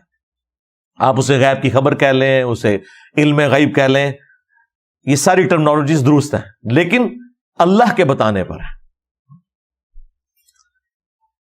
ऐ नबी सल्लल्लाहु अलैहि वसल्लम, बेशक हमने आपको भेजा गवाह बनाकर और खुशखबरी देने वाला और डर सुनाने वाला। खुशखबरी अहले ईमान को जन्नत की, और डर जो है वो फासिकीन को जहन्नम का, और शाहिद गवाह। अच्छा, अभी इधर आला हज़रत ने तर्जुमा किया है शाहिद का हाज़िर व नाज़िर, लेकिन आला हज़रत की डंडी आगे जाके पकड़ी जाएगी। सूरतुल बकरा में भी यही लफ्ज आया, सूरतुल हज में आया, वहां पे था कि ये नबी इस उम्मत के ऊपर शाहिद हैं और ये उम्मत अगली उम्मतों पर शाहिद है। तो वहां तर्जुमा आला हज़रत का क्या बनना था? ये नबी इस उम्मत के ऊपर हाज़िर नाज़िर है और पूरी उम्मत सारी इंसानियत के ऊपर जो पहले भी गुजर चुकी हाज़िर नाज़िर है। ओथे आला हज़रत गवाह तर्जुमा किया। गवाह यानी कि अल्लाह के लिए गवाही लेकर खड़े हुए हैं, जो मौलाना मदूदी ने किताब भी लिखी है शहादत अलन नास। ये पूरी उम्मत भी गवाह है, यानी अल्लाह के हक में गवाही देते हुए खड़ी होगी है पूरी इंसानियत तक तौहीद का पैगाम पहुंचाने के लिए। तो नबी इस्लाम भी शहादत अलन नास करने हैं। वो सहाबा कराम के ऊपर गवाह थे, अपने जमाने के लोगों के ऊपर गवाह थे, और फिर हज्जतुल वदा के मौका पर नबी इस्लाम ने उम्मत को यह काम ट्रांसफर किया। अब ये उम्मत भी गवाह है बाकी सारी उम्मत के ऊपर। اور اگلی امتوں پر گواہ ہے کہ ان کے انبیاء کرام نے ان تک بات صحیح پہنچائی تھی. وہ صحیح بخاری میں آتا ہے قوم نوح انکار کر دے گی کہ ہمارے پیغمبر نے کوئی بات ہی ہم تک نہیں پہنچائی, تو پھر امت محمدیہ گواہی دے گی, اور وہ گواہی کس بنیاد پہ دے رہی ہوگی؟ قرآن کی بنیاد پہ. یہ سورۃ البقرہ کی آیت نمبر 143 کے کانٹیکسٹ میں بخاری میں حدیث موجود ہے. تو اے نبی آپ گواہ ہیں, اللہ کے لیے کھڑے ہوئے ہیں, خوشخبری دینے والے, ڈر سنانے والے, وَدَاعِيًا إِلَى اللَّهِ, اور دائی ہیں, بلانے والے ہیں اللہ کی طرف, بِإِذْنِهِ, اس کے اذن کے ساتھ, وَسِرَاجًا مُنِيرًا, اور آپ ایسے سورج ہیں جو چمکا کے رکھ دیتے ہیں باقیوں کو بھی. یعنی جو بھی رسول اللہ کے ساتھ اٹیچ ہو جائے گا دنیا اور آخرت میں کامیابی اس کا مقدر ہوگی. تو نبی علیہ السلام نور ہدایت ہیں. اس آیت کے تحت ہمیں یہ بات پتہ چلی کہ نبی علیہ السلام سراجم منیرہ ہیں, ایسے نور ہیں جو باقیوں کو بھی نور بنا دیتا ہے. یہ ہدایت کے نور کی بات ہو رہی ہے. سورۃ المائدہ میں بھی ہے نا, قد جاءکم من اللہ نور و کتاب مبین, بے شک تمہارے پاس اللہ کی طرف سے ایک نور آیا اور ایک کتاب. وہاں نور سے مراد اہل سنت کے جو سب سے پہلے مفسر ہیں جنہوں نے تفسیر لکھی, تفسیر تبری ابن جریر تبری کی, اسی سے حافظ ابن کثیر نے سارا چھاپا انہی سے مارا ہوا ہے. اصل میں تفسیر پہلی وہ لکھی گئی تھی. انہوں نے اس آیت کے کانٹیکسٹ میں لکھا یہاں نور سے مراد نبی صلی اللہ علیہ وآلہ وسلم کی ذات ہے. لیکن یہ نور ہدایت جو مسند احمد میں حدیث ہے, میں اللہ کے ہاں اس وقت بھی خاتم النبیین لکھا ہوا تھا جب آدم علیہ السلام ابھی مٹی اور پانی کے درمیان تھے. اس وقت بھی میں دعائے ابراہیم ہوں, میں عیسیٰ کی بشارت ہوں, میں اپنی ماں کا وہ خواب ہوں جو انہوں نے پیدائش کے وقت دیکھا کہ ان کے لیے ایک نور ظاہر ہوا جس سے شام کے محلات بھی روشن ہو گئے. یعنی نبی علیہ السلام کی والدہ سیدہ آمنہ سلام اللہ علیہا کو یہ خواب دکھایا گیا تھا کہ آپ سے جو بچہ پیدا ہوگا بالآخر اس کی حکومت رومن امپائر کو بھی سپر سیڈ کر جائے گی. تو نبی علیہ السلام نور ہدایت ہے. نبی علیہ السلام تو بہت بڑی ہستی, خلفائے راشدین, اہل البیت, صحیح بخاری, صحیح مسلم, یہ سب کے سب نور ہدایت ہیں الحمدللہ. تو یہ ثبوت ہے اس بات کا کہ نبی صلی اللہ علیہ وآلہ وسلم کو ہم نور کہتے ہیں ہدایت کے طور پر, یہ آپ کی کوالٹی کے طور پر. ریفرنس نمبر 7 سورہ سبا سورت نمبر 34 کی آیت نمبر 28, وما ارسلناک الا کافۃ للناس بشیرا ونذیرا, اے نبی ہم نے آپ کو پوری انسانیت کے لیے خوشخبری دینے والا اور ڈر سنانے والا بنا کر بھیجا. وَلَٰكِنَّ أَكْثَرَ النَّاسِ لَا يَعْلَمُونَ, لیکن اکثر لوگ اس حقیقت کو نہیں جانتے. یہ نبی علیہ السلام کی بہت بڑی خوبی ہے. وَمَا أَرْسَلْنَاكَ إِلَّا رَحْمَةً لِّلْعَالَمِينَ, جو سورۃ الانبیاء میں بھی ہے, ہم نے آپ کو سارے جہان والوں کے لیے رحمت بنا کر بھیجا. تمام جہانوں کے لیے رحمت بنا کے بھیجا, یہ بھی ترجمہ عربی میں درست ہے, اور تمام جہان والوں کے لیے یہ بھی درست ہے. تمام جہانوں سے مراد کیا؟ یعنی یہ انسانوں کا ایک جہان ہے, درختوں کا ایک جہان ہے, جانوروں کا ایک جہان ہے, پرندوں کا ایک جہان ہے, یعنی ان کی جو اپنی ایک جو کلوز انوائرمنٹ میں جو وہ رہتے ہیں, یہ سب کے سب جہان ہے. ان تمام کے لیے رحمت ہے نبی صلی اللہ علیہ وآلہ وسلم کی مبارک ذات. تو یہاں پر ہے کہ پوری انسانیت کے لیے آپ پیغمبر بنا کے بھیجے گئے ہیں, اور یہ آپ کی وہ خوبی ہے جو کسی اور پیغمبر کے پاس نہیں ہے. بخاری اور مسلم دونوں میں حدیث ہے, اللہ تعالیٰ نے مجھے 5 ایسی خوبیاں دیں جو کسی پیغمبر کو نہیں دی. ان میں سے پہلی خوبی یہ کہ پوری زمین میرے لیے مسجد بنا دی گئی, سجدہ گاہ, میرے امتی جہاں چاہے نماز ادا کر سکتے ہیں. دوسرا, اللہ تعالیٰ نے 1 مہینے کی مسافت سے میرا روب ڈال دیا میرے دشمنوں کے اوپر. میری امت 1 مہینے دور ہوگی, ان کے اوپر روب ڈال جائے گا. تیسرا, اگلے انبیاء قوموں اور قبیلوں کے لیے آتے تھے, مجھے اللہ تعالیٰ نے پوری انسانیت کے لیے پیغمبر بنا کے بھیجا. یہ نبی علیہ السلام کے علاوہ کسی اور کی خصوصیت نہیں ہے. چوتھی چیز, اللہ تعالیٰ نے مال غنیمت میرے لیے حلال کر دیا. اگلی امتوں میں مال غنیمت یعنی جنگ میں کافروں کا چھوڑا ہوا مال حلال نہیں ہوتا تھا. اور 5ویں فضیلت, مجھے اللہ تعالیٰ نے شفاعت کا اذن عطا کیا ہے. اور مسلم شریف میں ایک 6ٹھی فضیلت بھی آئی ہے, اللہ تعالیٰ نے مجھ پہ ختم نبوت فرما دی ہے. وہاں پہ وہ لفظ خاتم کا آیا ہے, جو یہ قادیانی دجال دھوکہ دیتے ہیں نا کہ جی خاتم کا لفظ قرآن میں ہے, خاتم دکھائیں, تو خاتم بھی مسلم میں موجود ہے. نبی علیہ السلام نبوت کی مہر بھی ہے, سیل آف دا پروفٹ بھی ہیں, سٹیمپ آف دا پروفٹ بھی ہیں, اور رسولوں کے سلسلے کو ختم فرمانے والے بھی ہیں. اس کے لیے آپ میری ایک تفصیلی ویڈیو دیکھ لیں, قادیانیوں کو مسلمان بنانے والی ویڈیو، اس میں نے تفصیل کے ساتھ بیان کیا۔ ریفرنس نمبر 8 سورہ التوبہ سورت نمبر 9 کی آیت نمبر ہے 33، یہ سورہ صف میں بھی آئی ہے۔ هو الذی ارسل رسولہ بالہدی ودین الحق، وہی اللہ ہے جس نے الہدا یعنی قرآن کے ساتھ اپنے نبی کو بھیجا اور دین حق یعنی اسلام کے ساتھ، لیظہرہ علی الدین کلہ، تاکہ تمام ادیان کے اوپر اس دین کو غالب کر دے، ولو کرہ المشرکون، خواہ مشرک اس کا برا مان جائیں۔ اللہ تعالیٰ نے اپنے نبی کے اس دین کو غالب فرمانا ہے، اور دیکھیں چند سالوں کے اندر غالب کیا۔ بخاری مسلم میں حدیث ہے کہ عنقریب کیسر روم ختم ہو جائے گا، پھر قیامت تک کوئی کیسر نہیں ہوگا، کوئی رومن امپائر نہیں ہوگی۔ عنقریب پرشیا کی امپائر بھی ٹوٹ جائے گی، پھر قیامت تک کوئی کسرا نہیں ہوگا۔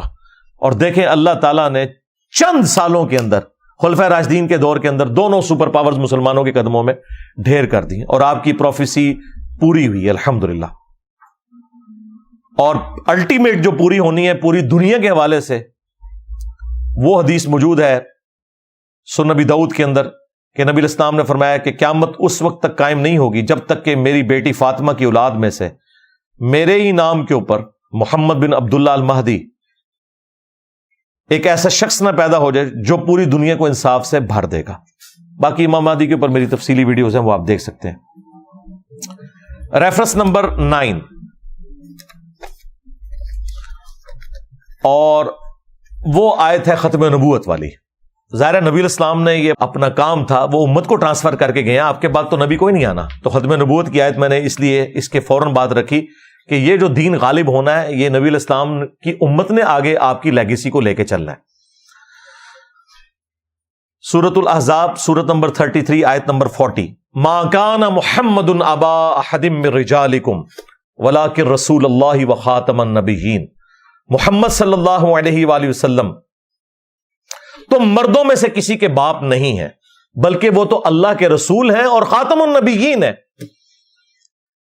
وَكَانَ اللَّهُ بِكُلِّ شَيْءٍ عَلِيمًا، اور اللہ تعالی سب کچھ جاننے والا ہے۔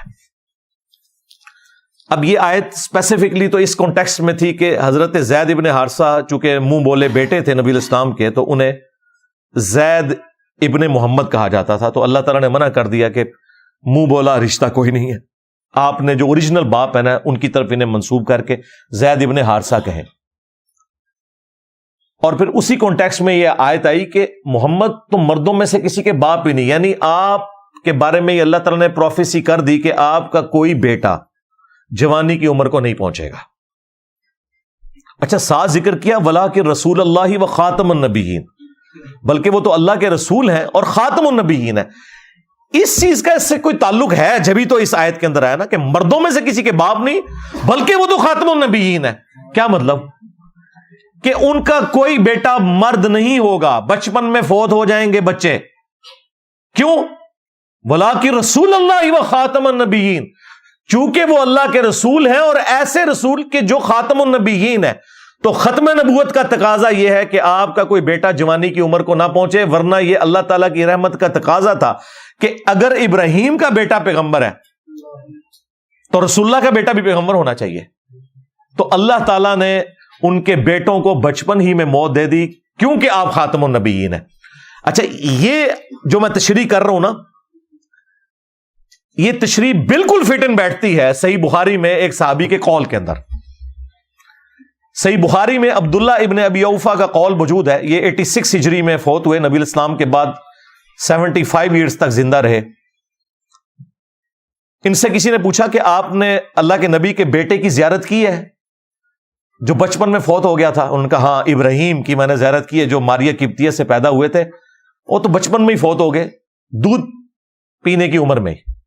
اور پھر ساتھ عبداللہ ابن ابی اوفا نے کہا کہ وہ بچپن میں اس لیے فوت ہو گئے کہ نبی علیہ السلام خاتم النبیین ہے، اگر وہ زندہ رہتے تو پیغمبر ہوتے، لیکن چونکہ رسول اللہ خاتم النبیین ہیں اللہ تعالیٰ نے بچے کو بچپن میں موت دے دی۔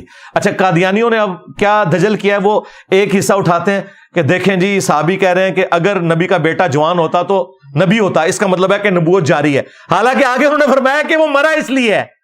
اللہ نے اسے موت اس لیے دی ہے کہ چونکہ نبی علیہ السلام خاتم النبیین ہے، تو یہ تو ختم نبوت کے حاکم دلیل تھی، انہوں نے آدھی بات اٹھائی۔ وہ آپ میری ویڈیو دیکھیں، قادیانیوں کو مسلمان بنانے والا کلپ، اس میں نے ان کے سارے جو ڈرامہ بازی انہوں نے کی ہیں نا وہ ایکسپوز کی ہیں۔ سب سے بڑا ڈرامہ ان کے ساتھ یہ لگا ہوا ہے کہ یہ اور تو چیزیں چھوڑ دیں، اپنے نماز کا طریقہ ذرا بخاری مسلم سے چیک کریں، یہ حنفی ہیں۔ ہاں دیکھیں، یہ بات امت کو آ کے ہم نے پہلی دفعہ بتائی ہے۔ یہ آپ کو رفع الیدین شروع کرنے پہ کہتے تھے اے ہن تسی قادیانی ہو جاؤ گے، اوے حنفی دیوبندیو، حنفی بریلویو، آپ کی طرح ہی حنفی قادیانی نماز پڑھتے ہیں، ان کا رفع الیدین سے کیا لینا دینا؟ جس طرح وہ بخاری مسلم کے منکر ہیں نا، تم بھی بخاری مسلم کے منکر ہو۔ تو یہ جتنے بھی فرقے ہیں یہ سب کے سب اگر قرآن و سنت کے دلائل کی روشنی میں اپنے آپ کو خود چیک کریں تو انہیں پتا چل جائے گا کہ انہوں نے کیا دو نمبری کی ہوئی ہے ان کے بزرگوں نے ان کے ساتھ، بلکہ ان کے بزرگوں نے کیا کام ڈالا ہوا ہے ان کے فرقے کے ساتھ۔ Reference number 10، third last. اب یہ ذرا سخت باتیں شروع ہونے لگی ہیں ہمارے حوالے سے، میں نے اس کو اینڈ پہ رکھا تھا تاکہ اپنی ذمہ داری بھی ذرا ہم فیل کریں نا۔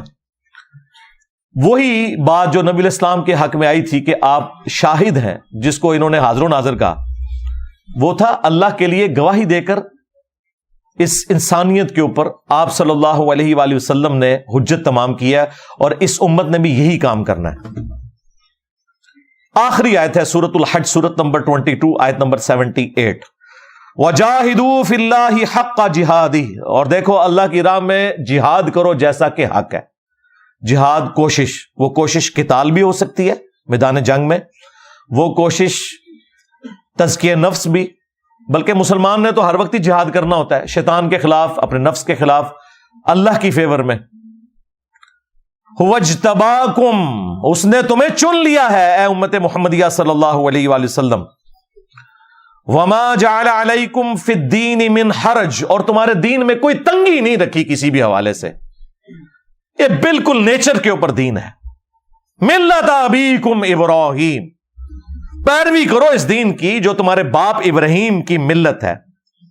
ہوا سماکم المسلمین، جنہوں نے تمہارا نام مسلم رکھا تھا، من قبل وفی ھذا، اس قرآن کے نزول سے پہلے اور اس کتاب میں اللہ نے بھی تمہارا نام مسلم رکھ دیا۔ کس لیے؟ لیکون الرسول شہیدا علیکم، تاکہ یہ رسول تم پر گواہ ہو۔ یہاں پہ اعلیٰ حضرت نے ترجمہ حاضر و ناظر نہیں کیا، گواہ کر دیا، کیونکہ آگے امت کو بھی حاضر و ناظر ماننا پڑنا تھا۔ وَتَكُونُوا شُهَدَاءَ عَلَى النَّاسِ، اور تم لوگوں پر اللہ کے لیے گواہی دیتے ہوئے کھڑے ہو جاؤ، اور تم لوگوں پر حاضر و ناظر۔ ہاں، اسی میں کہتا ہوں ترجمہ آپ کسی کا بھی پڑھ لیں، ڈنڈی جہاں اس نے ماری ہے وہ پکڑی جائے گی، خود اپنے ترجمے میں اس کی ڈنڈی پکڑی جائے گی۔ فَأَقِيمُوا الصَّلَاةَ، پس نماز کو قائم رکھو، وَآتُوا الزَّكَاةَ، اور زکات دو، وَاعْتَصِمُوا بِاللَّهِ، اور اللہ کے ساتھ چمٹ جاؤ۔ اللہ کے ساتھ چمٹنا کیا ہے؟ قرآن کے ساتھ، نبی علیہ السلام کے ساتھ چمٹنا، اللہ کی رسی۔ وَاعْتَصِمُوا بِحَبْلِ اللَّهِ جَمِيعًا وَلَا تَفَرَّقُوا، سب کے سب مل کر اللہ کی رسی کو مضبوطی سے پکڑ لو اور فرقوں میں مت بٹو۔ نبی علیہ السلام نے قرآن کو اللہ کی رسی کہا ہے۔ غدیر خم کی حدیث، قرآن اور اہل بیت والی، مسلم شریف میں جو اوپر تلے 4 حدیث ہیں، اس میں قرآن کو اللہ کی رسی کہا گیا۔ اس میں ہدایت ہے، اس میں نور ہے، تم اللہ کی کتاب کو پکڑو، اس سے تعلق اپنا مضبوط کرو۔ اللہ کی کتاب اللہ کی رسی ہے، جو اسے پکڑے گا ہدایت پر ہوگا، جو چھوڑ دے گا گمراہ ہو جائے گا۔ اور پھر نبی علیہ السلام نے فرمایا دوسری بھاری چیز میرے اہل البیت ہیں، میں ان کے معاملے میں تمہیں اللہ کا خوف دلاتا ہوں۔ تو یہاں پر اللہ تعالیٰ نے کہا کہ اپنا تعلق اپنے رب کے ساتھ، قرآن و سنت کے ساتھ مضبوط کرو۔ ہوا مولاکم، وہی تمہارا پش پناہ ہے، تمہارا مولا ہے۔ فنعم المولا ونعم النصیر، تو کیا ہی اچھا مولا ہے اور کیا ہی اچھا وہ مددگار ہے۔ اللہ سے بڑھ کے کون ہو سکتا ہے؟ تو یہاں پہ آپ کا نام مسلم بتایا گیا ہے، بریلوی دیوبندی اہل حدیث شیعہ نہیں بتایا گیا، حنفی شافعی مالکی نہیں۔ وہ کہتے ہیں نہیں جی مسلمان ہی ہے نا سرکار، آپ کسی بھی بریلوی دیوبندی اہل حدیث شیعہ کی مسجد میں جائیں اور وہ آپ سے پوچھے کہ آپ کون ہیں اور آپ جواب میں کہیں کہ میں مسلم ہوں، تو وہ آگے سے آپ کو لازماً کہے گا میں کافر ہوں۔ یہ وہ جو چڑ جاتا ہے، یہی اشارہ ہے کہ یہ مسلم نام سے چڑھتے ہیں. اچھا اگر کافر نہیں ہو تو کسی مسجد میں مسلم کیوں نہیں لکھتے ہو؟ اپنے تو سارے بابے سال لگائے ہوئے ہیں، حنفی، دیوبندی. ہاں، اہل سنت والجماعت حنفی دیوبندی، اہل سنت والجماعت حنفی بریلوی، بلکہ وہ ول وہ لکھتے ہیں اور یہ واؤ کے ساتھ لکھتے ہیں. وہ کہتے ہیں انہوں نے ول پہ ہے. جو بندیاں ول پہ آ جائے تو بغیر ول والا جڑا جی نا وہ بریلوی لکھتے جے. مسلم کیوں نہیں لکھتے؟ بخاری مسلم میں حدیث ہے کہ قرب قیامت میں جب دجال نکلے گا اور عیسیٰ ابن مریم کے ساتھ مل کر مسلمان قتال کریں گے اس کے خلاف، تو اگر کوئی یہودی میدان جنگ میں کسی درخت یا پتھر کے پیچھے بھی چھپا ہوگا نا، تو وہ درخت اور پتھر بھی بول اٹھے گا اور کہے گا اے مسلم، میرے پیچھے یہودی ہے، اسے قتل کرتے ہیں. یعنی یہ عام حالت میں نہیں قتل کرنا، یعنی میدان جنگ کی بات ہو رہی ہے. وہاں پہ الفاظ ہیں یا مسلم، ایھا المسلم، یا بریلوی، یا دیوبندی، یا اہل حدیث، یا شیعہ نہیں ہے. ہاں، سوائے ایک غرقت کا درخت نبی علیہ السلام نے کہا وہ پناہ دے گا جس کی کاشت اسرائیل میں کثرت کے ساتھ کی ہے انہوں نے. بڑا گھنا قسم کا درخت ہوتا ہے، ایک جھاڑی ہے درخت نما، وہ پناہ دے گا، وہ یہودیوں کا درخت ہے. تو بس اس وقت کا انتظار کریں، اور اس وقت اگر آپ کو مسلم کی صدا آئی اور آپ نے پیچھے مڑ کے نہ دیکھا، یہ سمجھتے ہوئے کہ کوئی انجینئر صاحب کا اسٹوڈنٹ ہی نہ پکار رہا ہو، تو بدبختی کی موت ہی مر جائیں گے. آج سے ہی تیاری شروع کر دیں. ریفرنس نمبر 11 سورہ التوبہ، سورت نمبر 9 کی آیت نمبر 24.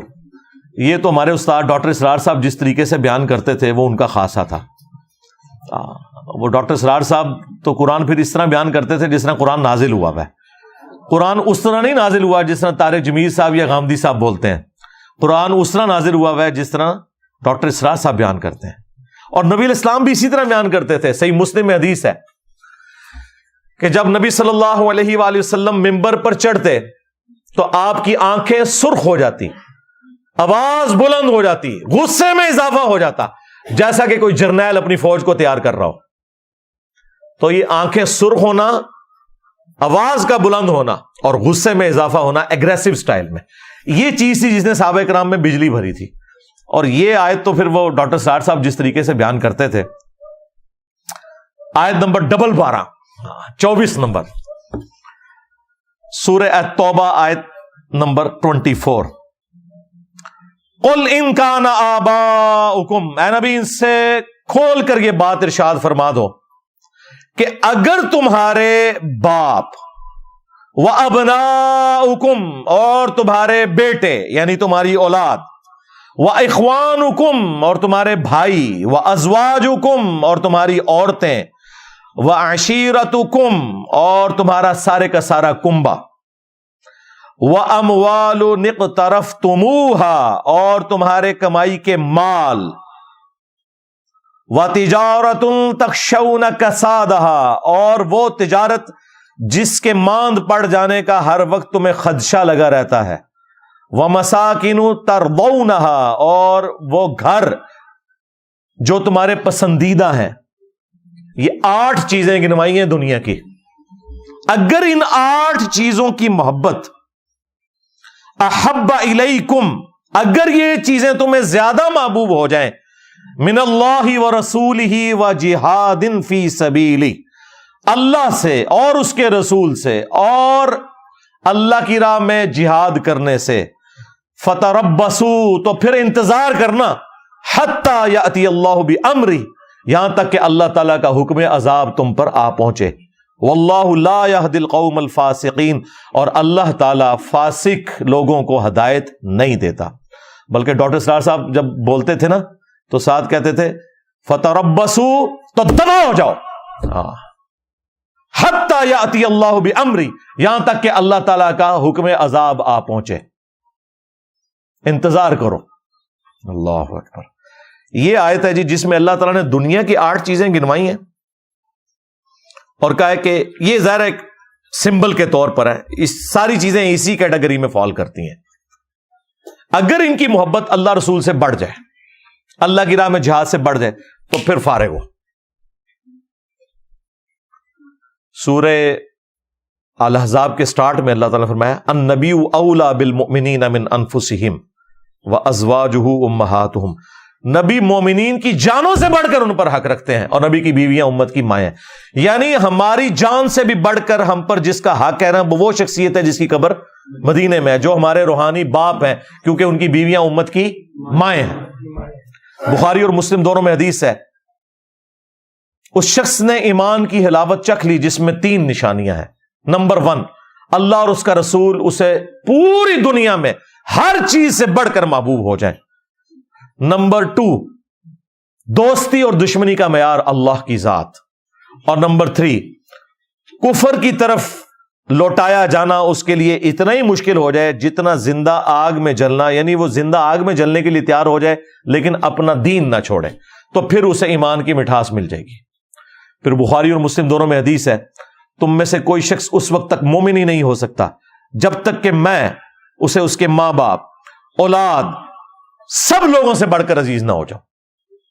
تو یہ نبی علیہ السلام کیا بتا رہے تھے؟ نبی علیہ السلام یہ بتا رہے تھے کہ ماں باپ تے شاہی کوئی نہیں, بابے تے شاہی کوئی نہیں, جہاں میری بات آ جائے.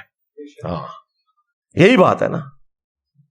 یہاں جناب مائیں کہتی ہیں میں دودھ نہیں بخشاں گی جے تو داڑھی رکھ لیتے. تو ایسے ماں باپ کو پھر یہی بتانا چاہیے نا کہ میرے نبی سا ہے ہی کوئی نہیں, اما ابا جی تسی تے شاہی کوئی نہیں. کیونکہ میرے نبی کے مقابلے پہ کھڑے ہو گئے, اور یہ سب سے ہلکا جملہ ہے جو ہم بول سکتے ہیں. ادروائز تو ان کو کہنا چاہیے کہ اپنے ایمان کی فکر کرو, تم خود بھی مسلمان رہے ہو کہ نہیں, بغاوت پہ اتر کے. اور پھر صحیح بخاری میں ایک حدیث ہے, نبی الاسلام اور سیدنا عمر ایک دفعہ ہاتھ میں ہاتھ ڈال کے چہل قدمی کر رہے تھے, تو حضرت عمر نے دیکھا نبی الاسلام نے اتنی شفقت کی ہے تو تھوڑے فرینک ہوئے. ان کا یا رسول اللہ پوری دنیا میں سب سے بڑھ کر آپ مجھے محبوب ہیں سوائے میری جان کے. اچھا وہ سمجھ رہے تھے میں نے بہت کارنامہ کر دیا. ہاں, نبی الاسلام نے فرمایا نہیں بلکہ تیری جان سے بھی بڑھ کر. تو ان کا یا رسول اللہ ہاں آپ مجھے میری جان سے بھی بڑھ کر عزیز ہیں. پھر آپ نے فرمایا اب تیرا ایمان مکمل ہوا ہے. اچھا انہوں نے سچ بولا, انسان کو اپنی جان سے آگے تو کوئی چیز نہیں ہوتی, لیکن نبی علیہ السلام کے سامنے سچ بولنے کی برکت یہ ظاہر ہوئی کہ آپ علیہ السلام نے اس بات کو کھول دیا کہ بھائی یہ بھی ایمان مکمل نہیں ہے جب تک کہ اپنی جان سے بھی بڑھ کر مجھے عزیز نہیں سمجھو گے.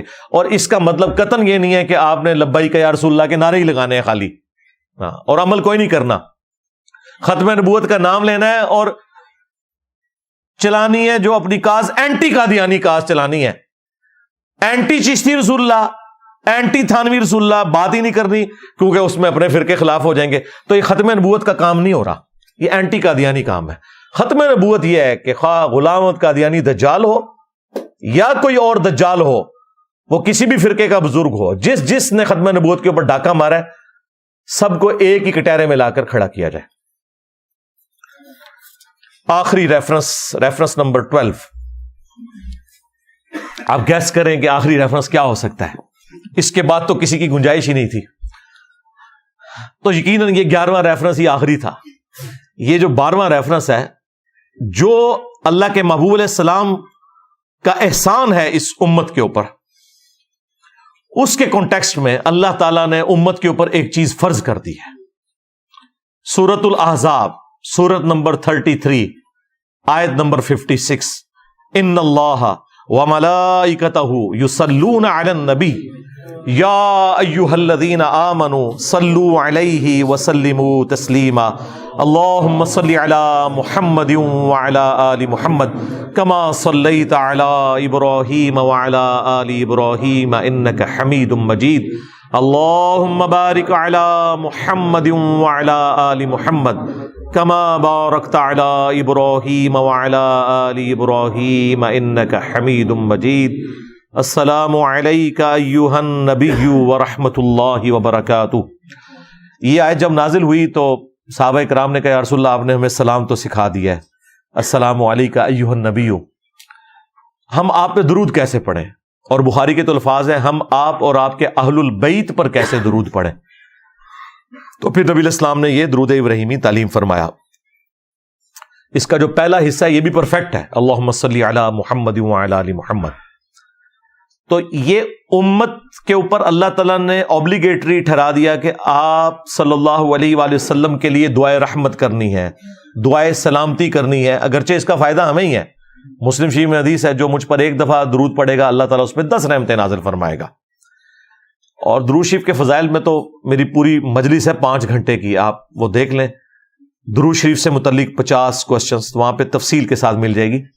بہرحال اس آیت میں امت کو یہ تعلیم کیا گیا ہے کہ جس نبی کا یہ آپ پر احسان ہے، جس نبی کو اللہ تعالیٰ نے ذریعہ بنایا آپ کی ہدایت کا، آپ نے ان کے لیے دعا کرنی ہے۔ اس لیے ہم دیکھیں ہماری نماز اسی چیز کے ساتھ جڑی ہوئی ہے، ہم نماز میں بھی درود شریف پڑھتے ہیں، آگے پیچھے بھی، مسجد میں جاتے وقت بھی درود شریف ہے، اور درود شریف کو اپنا حرز جاں بنانا ایک مومن کی نشانی ہے، الحمدللہ۔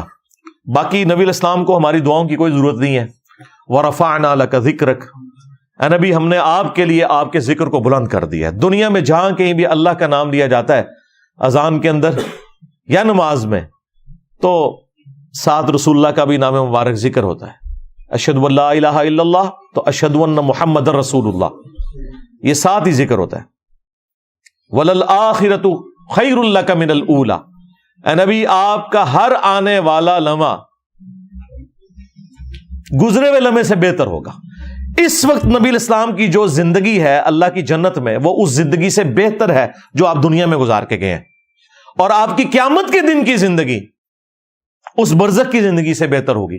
ہر لمحے درود شریف جو اللہ بھیج رہا ہے اور اس کے فرشتے بھیج رہے ہیں، بے شک اللہ اور اس کے فرشتے درود بھیجتے ہیں نبی صلی اللہ علیہ وآلہ وسلم پر، تو نبی علیہ السلام کی تو شان ہر وقت بلند ہو رہی ہے۔ اللہ کا درود بھیجنا یہ ہے کہ اللہ تعالیٰ کسی کو نہیں کہتا، اللہ تو خود شان بلند کر دیتا ہے۔ یہ تو فرشتے یا ہم ہیں جو ہم کہتے ہیں اللہم صلی علی محمد، اے اللہ تو محمد صلی اللہ علیہ وآلہ وسلم پر رحمت نازل فرما۔ اللہ کو تو کسی کو کہنے کی ضرورت نہیں ہے۔ اللہ کا درود یہ ہے کہ اللہ تعالیٰ کہتا ہے میں نے اپنے نبی پر اتنی رحمتیں کی، میں نے اپنے نبی کے اتنے درجات بلند کیے۔ اللہ کو تو کسی کو کہنے کی ضرورت ہی نہیں ہے۔ تو یہ نبی صلی اللہ علیہ وآلہ وسلم کی خوبی ہے کہ آپ کا ہر آنے والا لمحہ گزرے ہوئے سے بہتر ہے۔ وَلَسَوْفَ يُعْطِيكَ رَبُّكَ فَتَرْضَىٰ، اور اے نبی وہ دن بھی آنے والا ہے، ہم آپ کو اتنا دیں گے کہ آپ اپنے رب سے راضی ہو جائیں گے، اور وہ دن ہے قیامت کا دن۔ ہاں، وہ صحیح مسلم میں حدیث ہے کہ نبی علیہ السلام ایک دفعہ بیٹھے ہوئے رو رہے تھے، تو حضرت جبرائیل علیہ السلام کو اللہ تعالیٰ نے بھیجا اور کہا کہ ہمارے محبوب کو سلام کہو کہ پوچھو کیوں رو رہے ہو۔ تو نبی علیہ السلام نے کہا میری امت، میری امت۔ تو اللہ تعالیٰ نے پیغام بھجوایا کہ انہیں سلام کہو اور کہو کہ ہم آپ کی امت کے معاملے میں آپ کو قیامت والے دن رسوا نہیں کریں گے۔ تو یہ شفاعت ملنی ہے۔ عسیٰ ان یبعثک ربک مقاما محمودا، ان قریب وہ وقت آنے والا ہے کہ ہم تمہیں ایسے مقام پر فائز کریں گے اے نبی جہاں ہر شخص تمہاری تعریف کر رہا ہوگا۔ مقام محمود وہ مقام جہاں پر جو بندہ فائز ہے اس کی تعریف کی جائے، نبی علیہ السلام کے لیے وہ مقام محمود ہے۔ اور بخاری مسلم میں تفصیلی حدیث ہے کہ تمام انبیاء سے ہو کر اینڈ پہ نبی علیہ السلام کے پاس لوگ آئیں گے اور آپ کی دعا کی برکت سے شفاعت کا دروازہ کھلے گا، اور پھر جب شفاعت کا دروازہ کھلے گا پھر باقی انبیاء بھی شفاعت کریں گے، اللہ کے نیک بندے بھی شفاعت کریں گے، فرشتے بھی شفاعت کریں گے، لیکن نیک بندے وہ جنہوں نے اللہ کی عبادت کی ہوگی، جنہوں نے اپنی عبادت کروائی ہے، اور گئے ہاں دنیا سے میری زبان تو گئے، آخرت اللہ دے عذاب وچ گئے۔ ہاں جنہوں نے کمٹمنٹ کے ساتھ زندگی گزاری ہے وہ شفاعت کریں گے، اس میں کوئی شک نہیں ہے، لیکن دروازہ نبی علیہ السلام کی مبارک دعا پہ کھلے گا۔ مسلم شریف میں واضح حدیث ہے سب سے پہلے قیامت والے دن میں قبر سے نکالا جاؤں گا، سب سے پہلے میں شفاعت کروں گا، سب سے پہلے میری شفاعت قبول کی جائے گی۔ اور مسلم شریف میں ایک اور حدیث ہے سب سے پہلے میں جنت کا دروازہ کھٹکھٹاؤں گا، اور داروغہ جنت پوچھیں گے کون، میں کہوں گا محمد، تو وہ کہیں گے کہ مجھے حکم بھی یہی تھا کہ آپ کے نام کے اوپر دروازہ کھلے گا صلی اللہ علیہ وآلہ وسلم۔ تو نبی علیہ السلام کو کسی چیز کی ضرورت نہیں۔ انا اعطیناک الکوثر، اے نبی ہم نے آپ کو ہر معاملے میں خیر کثیر عطا فرمائی ہے، آپ کی اولاد بھی کثرت سے، آپ کی شانیں بھی کثرت سے، آپ کی امت بھی کثرت سے۔ بخاری مسلم میں حدیث ہے کہ جنتیوں کا نصف میری امت سے ہوگا، آدھے جنتی میری امت سے ہوں گے۔ تو ہر معاملے میں اللہ تعالیٰ نے خیر کثیر عطا فرمائی ہے۔ فصل لربک وانحر، تو آپ اپنے رب کے لیے نماز پڑھیں، قربانی کریں. ان شانیک هو الابتر، بے شک آپ کا دشمن وہی بے نام و نشان رہے گا، آپ کی شان تو بلند ہوتی رہے گی. انا کفیناک المستہزئین، اے نبی آپ کا جو لوگ مذاق اڑاتے ہیں ہم کفایت کر جائیں گے آپ کو ہر معاملے میں. دیکھ لیں جتنا انہوں نے نبی الاسلام کو ملائن کیا، پچھلے 100 سالوں میں آپ کو پتا ہے 60,000 کتابیں لکھی گئی ہیں نبی الاسلام کے خلاف. دنیا میں کسی انسان کے خلاف اتنی کتاب نہیں لکھی گئی. لوگ کہتے ہیں جناب جی انجینئر صاحب، سارے مولوی انجینئر صاحب کے خلاف ہو گئے نے. سرکار انجینئر نے نبی الاسلام کی مبارک دعوت کا جب بیڑا اٹھایا ہے تو یہی کچھ ہوگا، کیونکہ اس پلانٹ ارتھ پہ سب سے زیادہ مخالفت جس شخصیت کی ہوئی ہے نا، وہ شخصیت ہے جن کی قبر مدینے میں. 100 سال میں 60,000 کتابیں لکھی گئی ہیں، اور ان 100 سالوں میں جتنی تیزی سے اسلام پھیلا ہے پہلے 1300 سال میں بھی نہیں پھیلا. سب سے بڑی بات آپ دیکھ لیں 58 اسلامی ملک بن چکے ہیں. 8 سے 100 سال پہلے تو یہ سارے کنکلوڈ کر بیٹھے تھے، جب آٹومان امپائر بھی ٹوٹ گئی، سارے کے سارے مسلمان محکوم ہو گئے. کسی نے سوچا تھا کہ یہ 100 سال بعد 58 اسلامی ملک ہو چکے ہوں گے؟ نبی الاسلام کا مبارک انقلاب وقتی طور پر اگر حکومتی لیول پہ نہ بھی نظر آئے تب بھی عوام میں وہ لیگیسی اسی طریقے سے چل رہی ہے، اور اللہ تعالیٰ اپنے نبی صلی اللہ علیہ وآلہ وسلم کے دشمنوں کے خلاف خود انہیں کفایت فرمانے والا ہے. انا کفیناک المستہزئین. صلو علی محمد وآل محمد، اللہم صلی علی محمد وعلی آل محمد واصحاب محمد وازواج محمد وامت محمد اجمعین الی یوم الدین، آمین. اللہم انی اسألک بانک انت اللہ لا الہ الا انت الاحد الصمد الذی لم یلد ولم یولد ولم یکن لہ کفوا احد وَإِلَٰهُكُمْ إِلَٰهٌ وَاحِدٌ لَا إِلَٰهَ إِلَّا هُوَ الرَّحْمَٰنُ الرَّحِيمُ. الف لام میم. اللہ لا الہ الا هو الحی القیوم. اللہم صلی علی محمد وعلی آل محمد. اللہم ربنا آتنا فی الدنیا حسنہ وفی الآخرۃ حسنۃ وقنا عذاب النار. ربنا آتنا من لدنک رحمہ وَهَيِّئْ لَنَا مِنْ أَمْرِنَا رَشَدًا. لَا إِلَٰهَ إِلَّا أَنْتَ سُبْحَانَكَ إِنِّي كُنْتُ مِنَ الظَّالِمِينَ. اللهم اغفر لحينا وميتنا وشاهدنا وغائبنا وصغيرنا وكبيرنا وذكرنا وأنثانا. اللهم من أحييته منا فأحيه على الإسلام ومن توفیتہ منا فتوفہ علی الایمان. اے اللہ جن جن بھلائیوں کا سوال تیرے محبوب صلی اللہ علیہ وآلہ وسلم نے تجھ سے کیا، ہمارے حق میں، ہمارے ماں باپ کے حق میں، ہمارے بیوی بچوں کے حق میں، پوری امت کے حق میں قبول و منظور فرما. جن جن چیزوں کے شر سے تیرے محبوب صلی اللہ علیہ وآلہ وسلم نے تیری پناہ طلب کی، تمام مسلمانوں کو ان چیزوں کے شر سے اپنی پناہ عطا فرما. خصوص بالخصوص اے اللہ انڈیا میں، کشمیر میں، چائنا میں، فلسطین میں، یمن میں، عراق میں، شام میں، افغانستان میں، پاکستان میں، جہاں کئی مسلمان کس پرسی کی زندگی گزار رہے ہیں، غیب سے ان کی عزت، آبرو، جان و مال کی حفاظت فرما. اے اللہ حاضرین کے دلوں میں جو جو نیک اور جائز دعائیں ہیں قبول فرما. حاضرین کے جو چھوٹے بڑے رشتہ دار فوت ہو چکے مغفرت فرما، جو بیمار ہیں انہیں شفا عطا فرما. یہ تمام دعائیں تمام مسلمانوں کے حق میں قبول و منظور فرما. اے اللہ ہمارے ملک پاکستان کی خیر فرما، پورے عالم اسلام کی خیر فرما، اندرونی اور بیرونی خطرات سے محفوظ فرما. سبحان ربک رب العزت عما یصفون وسلام علی المرسلین والحمد للہ رب العالمین. وصلی اللہ علی النبی الکریم وعلی آلہ واصحابہ اجمعین الی یوم الدین، آمین.